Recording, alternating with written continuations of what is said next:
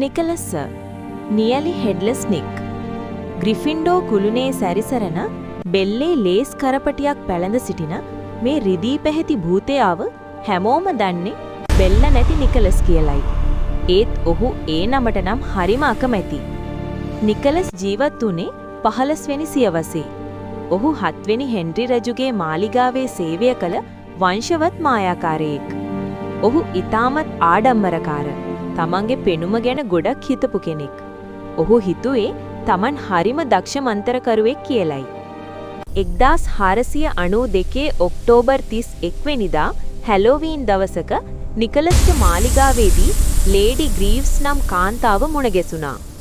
ඇයගේ දත් ඇද වී තිබූ නිසා නිකලස් උත්සාහ කළා මායා බලයෙන් ඇයගේ දත් ලස්සන කරන්න.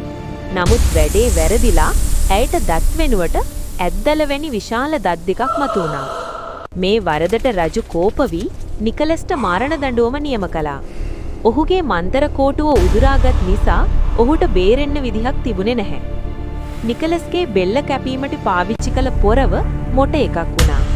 ඔහුගේ බෙල්ල සම්පූර්ණයෙන් වෙන් වෙන්න පොරව පහරවල් 45ක් එල්ල කරන්න සිද්ධ වුණා. අන්තිමේදී බෙල්ලේ එක සිහින් මස් කැබැල්ලක් ඉතිරි වුණා. අන්න ඒ නිසයි ඔහුට සම්පූර්ණයෙන් බෙල්ල කැපුණු භූතයෙක් වෙන්න බැරි වුණේ. නිකලස් මිය යන මොහොතේ දැඩි ලෙස බියටපත් වුණා. ඔහු මරණයෙන් පසු සිදුවන්නේ කුමක්දයි දැන සිටියේ නැහැ. ඔහු සිතුවේ ඉදිරියට ගියහොත් Tamanට සියල්ල අහිමි වෙයි කියායි. Tamanගේ වංශවත්කම සහ ගෞරවය අත්හැරීමට ඔහුට ශක්තියක් තිබුණේ නැහැ. මරණය කළු අගාධයක් වැනියයි සිතූ ඔහු Taman දන්නා හඳුනන හොග්වර්ට්ස් පාසලේම සෙවණැල්ලක් වී ඉතිරි වෙන්න තීරණය කළා.